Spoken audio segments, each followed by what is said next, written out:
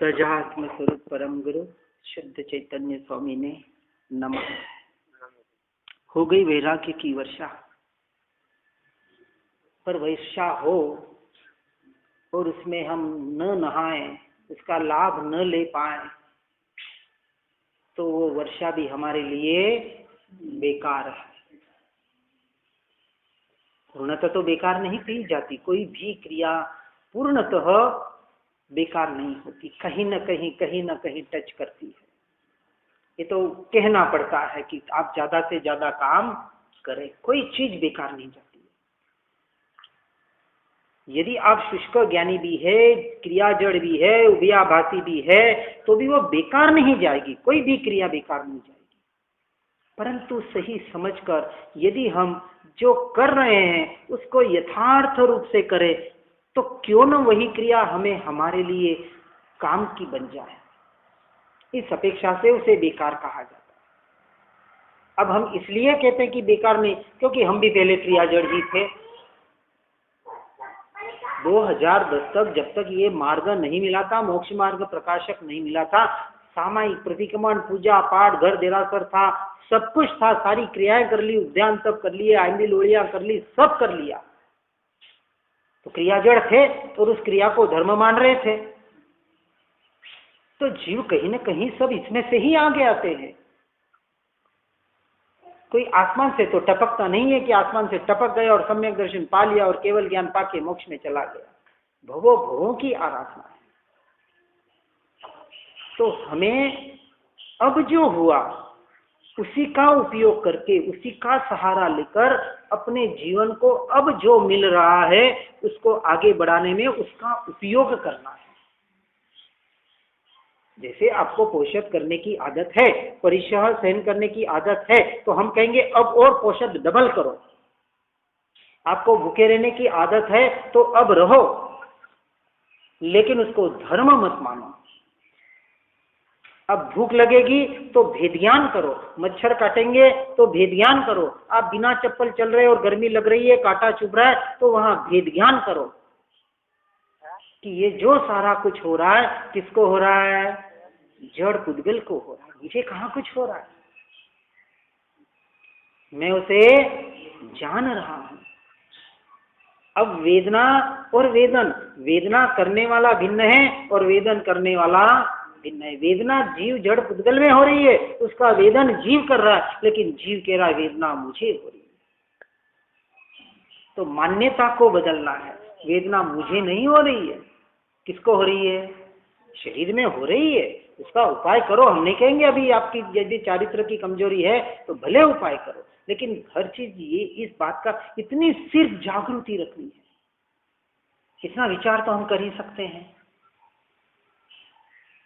फिर उपाय करे न करे वो आगे की बात है, लेकिन विचार करने में कहाँ तकलीफ है कि ये शरीर भिन्न है, ये वेदना शरीर में हो रही है, सर्दी गर्मी शरीर को लग रही है, भूख प्यास शरीर को लग रही है, मुझे कहाँ लग रही है, इतना तो विचार कर सकते। मैं आत्मा हूं,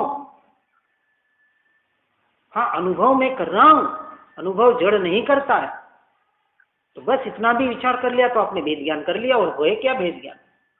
प्रारंभिक में इतना तो करो कि ये मेरी क्रिया नहीं है, मुझे कुछ नहीं हो रहा है। इस शरीर से, इस शरीर की क्रिया से, इन वेदनाओं से, इस जो अनुभव में आ रहा है, जो अनुभव में आ रहा है उससे मैं भिन्न हूं। मैं अनुभव करने वाला हूं, जिसका अनुभव हो रहा है वो मैं नहीं हूं। प्रारंभिक अवस्था में वास्तविक तो अनुभव स्वयं का हो रहा है, वो निश्चय का कथन है। अभी हम व्यवहार की अपेक्षा से बात कर रहे, पहले एक बार उसका तो अभ्यास करो बाहर से। बाकी तो निरंतर अनुभव में तो जो जानने वाला ही जानने में आ रहा है। चलो निश्चय तक हम पहुंचेंगे तब पहुंचेंगे, और पहुंचे तो बहुत अच्छी बात है। सीधे ज्ञान स्वभाव की पकड़ कर सकते हो तो करो, कहां मना कर रहे हैं। अब इस बात को यहां बताने का प्रयास कर रहे हैं कि शरीर से प्रीति करना है तो आत्मा की उन्नति से बाहर रहना है। वही बात पूरी आ गई एक वाक्य में पूरा। ये अब एक वाक्य समझ में आता नहीं है तो उसको आधे घंटे तक समझाना पड़ता है, फिर भी जीव समझ नहीं पा रहा है, तो और क्या करें? देखो एक वाक्य में बता दिया, शरीर से प्रीति करना है, शरीर या शरीर से जुड़े संबंधों से प्रीति करना है, उसमें मैं मरापना करना है, तो समझ लेना आत्मा की उन्नति से मुझे बाहर रहना है। ये उसने निर्णय कर लिया है कि हमें संसार में रह के ही काम करना है। भैया हम तो हाथ जोड़ते हैं, हमारा घर में रह के बहुत अच्छा काम होता है, हम हाथ जोड़ते हैं। बहुत धन्यवाद के पात्र है ऐसे जीव जो घर में रह के कर रहे हैं। हमारा तो नहीं होता है, हम तो स्पष्ट कहते, इसलिए हम यहाँ बैठे हैं। बार बार कहते, घर में भले महीने में 2 बार फोन आता है, लेकिन कहते अब आ जाओ, क्या कर रहे हो वहां? मैं क्या, हमें पता है हम क्या कर रहे हैं। बोले यहाँ आओ, एक कमरा आपके, फ्री रहो, जो करना है वो करो। हमारे तो उदयपुर में किसने देखा है, यहाँ नहीं है अभी। उदयपुर के मकान में हमारा घर देरासर है, वहाँ उपाश्रय यानी वो पोषद भवन एक कमरा अलग से बना है, पूरी बिल्डिंग ही अलग है, रहो वहाँ दिन भर, आपको हम बिल्कुल डिस्टर्ब नहीं करेंगे। और आज इसकी योग्यता क्यों कृपालु देव को वन जंगलों में जाना पड़ रहा था, उनको कोई घर पे रोक रहा था साधना मत करो? अब विचार करें, हम जिनको अपना आदर्श मानते हैं उनके जीवन को देखो, खाली हम उनके गुणगान कर लेते, उन्होंने ऐसा किया वैसा किया। अरे उन्होंने किया, उससे आपको क्या?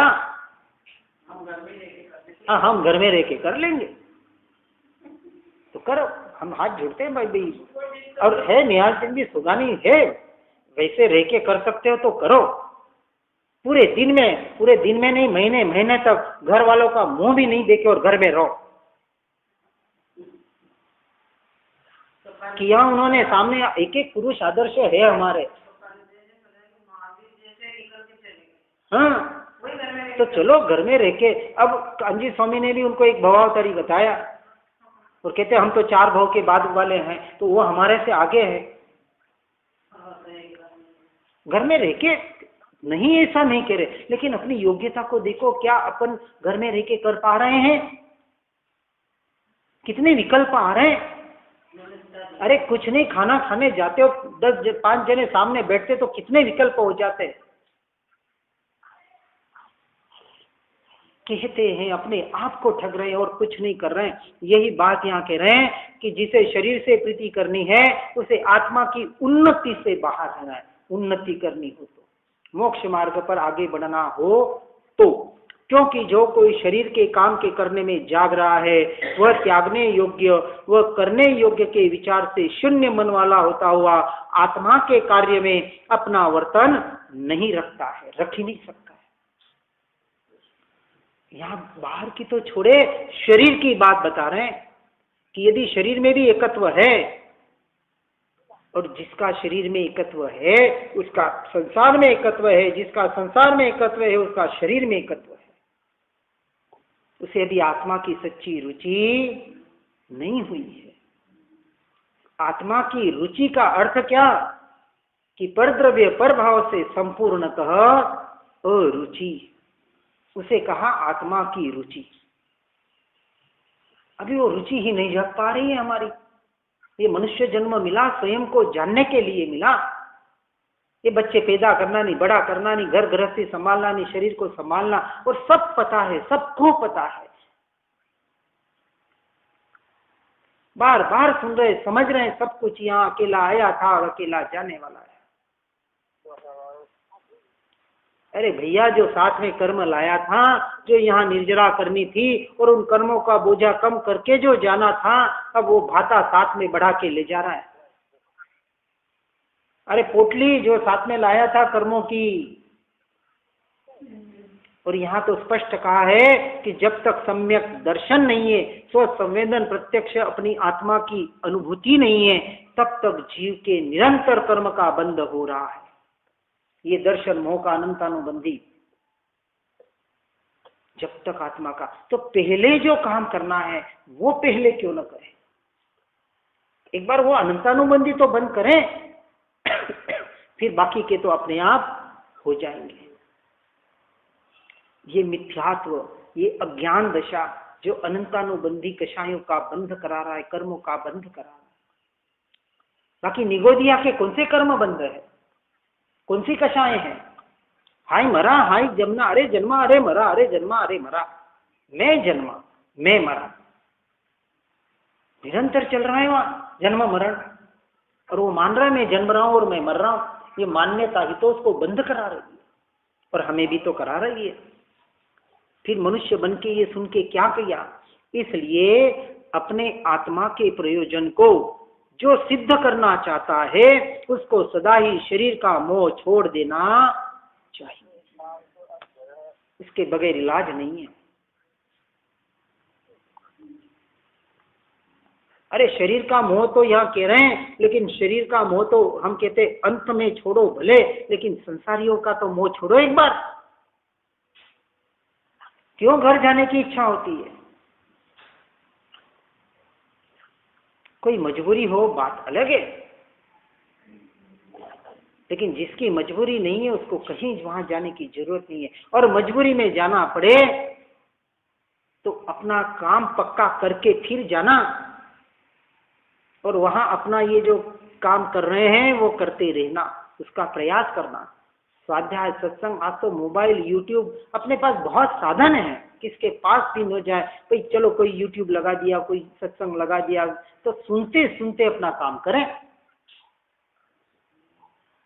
और बिना सुने काम कर सकते हैं तो बहुत अच्छी बात है, बहुत अच्छी बात है।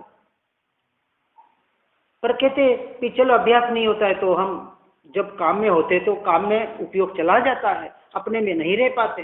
तो नहीं रह पाते तो सुनो, हम तो कहते हैं सुनते सुनते काम करो। भले 1 घंटे का सुनेंगे, उसमें 10 मिनट का भी कान में पड़ गया ना तो काफी है जागृति के लिए। भले 50 मिनट का न सुना, अरे पूरा सुनने को नहीं मिलता है। अरे पूरा सुनना कोई जरूरी थोड़ी है क्या? एक वाक्य भी, शब्द भी पड़ जाए और उसको ग्रहण कर लो और उस वाक्य पे चलते रहो, फिर थोड़ा उपयोग उधर कर लो, फिर अपना काम करो। हम काम ना कर रहे।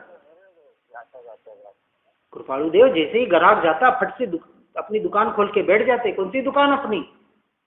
शास्त्र रखते थे वहां, वो उनकी दुकानदारी थी, ये बाहर की दुकानदारी उनकी नहीं थी। अपन अपनी तो दुकानदारी नहीं कर रहे हैं और पर की दुकानदारी में लगे हुए हैं, क्योंकि इस दुकानदारी का पता ही नहीं है। स्वयं का काम करना है, स्वयं का पुरुषार्थ करना है, ये मनुष्य जन्म की सफलता है। खाली आ गए, उनको धोख दे दिया, ज्ञानी पुरुषों को, परमात्मा को, जिनको भी मानते हैं, और उनका प्रणाम कर लिया, वंदन कर लिया, सुबह कुछ पूजा पाठ कर लिया, शाम को कुछ कर लिया, देववंदन कर लिया, इतना सा काम। वो क्रियाएं क्यों बताई? कि जागृति रहे, लेकिन उस क्रिया को भी हमने वापस जड़ क्रिया बना दिया। उन भावों को, उन शब्दों को, उनके अर्थों को उतनी देर तो ग्रहण करो। कर रहे हैं तो बहुत अच्छी बात है। अपनी इच्छा को पूर्ण करने वाला बुद्धिमान पुरुष अपने काम को रोकने वाले कार्य में उद्यम नहीं करते हैं। बुद्धिमान पुरुष किसको कहा? कि जो अपना काम पहले करे और दूसरे का न करें। व्यवहार में बराबर करते हैं कि नहीं? हाँ, अपना कोई बीमार हो और पड़ोसी का कोई बीमार हो, पहले किसको ठीक करने जाएंगे? अपने बच्चे को कि दूसरे के बच्चे को? हाँ, अपने बच्चे को। तो अपने को कब ठीक करेंगे? ये तो बाहर तो कह रहा हूं ना, व्यवहार इतना व्यवस्थित करते हैं हम, उससे 1% भी व्यवस्थित काम स्वयं का नहीं कर पा रहे हैं। 1% आप विचार करना। यहाँ की बात नहीं बता रहा हूं, जब हम संसार में होते तब की बात बता रहा हूं। अब कहेंगे यहाँ तो हम व्यवस्थित काम कर रहे हैं, अच्छी बात है, कर रहे हैं तो होना ही चाहिए। यहाँ है किस लिए? अपना काम जो अव्यवस्थित था उसको व्यवस्थित करने के लिए तो यहाँ आते हैं। साधना स्थली में क्यों जाया जाता है? निवृत्ति क्षेत्र क्यों बताया? ये कोई वृद्धाश्रम की बात नहीं हो रही है, यहाँ खाओ पियो और पड़े रहो। ये साधना क्षेत्र, आश्रम और वृद्धाश्रम में जमीन आसमान का फर्क है। लेकिन लोग आश्रम को भी आज वृद्धाश्रम मान रहे हैं। इसलिए यहाँ आने में उषा बहन डर रहे थे। हमारा जावद वो कहते हैं कि हमारे देखो क्या वृद्धाश्रम में डाल दिया क्या? और वास्तव में ये घटनाएं होती है। जब वो आए थे और आश्रम में रहे थे तो ये पता है इनको, उनके बेटे को यहीं से फोन चला गया उनके मामा का। क्या आपके मम्मी को भेज दिया क्या? नहीं नहीं, वास्तव में फोन गया था यहाँ आपके विमल जी का। अरे भैया, वृद्धाश्रम कहाँ और आश्रम कहाँ?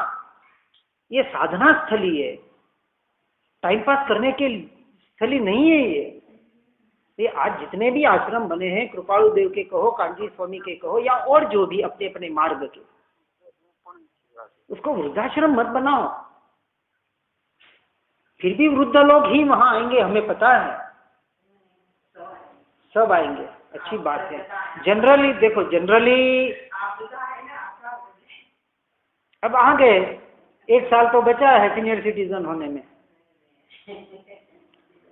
हाँ? चलो जो भी है, यहाँ कोई बात नहीं है। ये मार्ग तो कोई वृद्धों का नहीं है, कोई जवानों का नहीं है, कहने की बातें हैं। और जनरली देखो, रिटायरमेंट ठीक है, बाय चांस कोई दिख भी जाए आपको बिना वृद्ध वाला, तो कितने 1% 2%, रुचि नहीं है तो बिल्कुल सही बात है। और ऐसी बात भी नहीं कहते हैं। अब जैसे आज वहाँ कहते हैं कि धर्मपुर में वो जो प्रभावना कर रहे हैं, वहाँ यंगस्टर्स बहुत अच्छे जुड़े हैं, जुड़ सकते हैं, ऐसी कोई बात नहीं कर रहे हैं। सिर्फ ये तो हम एक बात बताने का प्रयास कर रहे हैं कि जो हो रहा है, जैसा भी हो रहा है, जो मार्ग हम जान रहे हैं, उसमें हम ज़्यादा से ज़्यादा आगे कैसे बढ़ सकते हैं, इसका हमें प्रयोजन करना है। हर जीव सुनकर समझकर योग्य, आज पढ़ना कम हुआ और भीतर से कुछ बहुत निकल रहा था, जो भी निकल रहा था तत्समय की भाषा वर्गणा की योग्यता जो भी थी, और भाषा वर्गणा की योग्यता सुनने वाले की योग्यता ही वैसे थी। अब उसमें मैं भी कुछ कर नहीं सकता, ये सारा परिणमन अपना अपना अपने अपने तरीके से व्यवस्थित हो रहा है, होने दो। मैं इन सब से भिन्न नारा, उसी वक्त भी अपने आप में रहने वाला चैतन्य स्वभावी भगवान आत्मा, वही मैं हूँ। हर जना अपने में आए, अपने में आए नहीं, अपने में ही है, इसका स्वीकार करे और अपने में रहने का पुरुषार्थ करे। इसी भावना के साथ ओम नमः सिद्धम।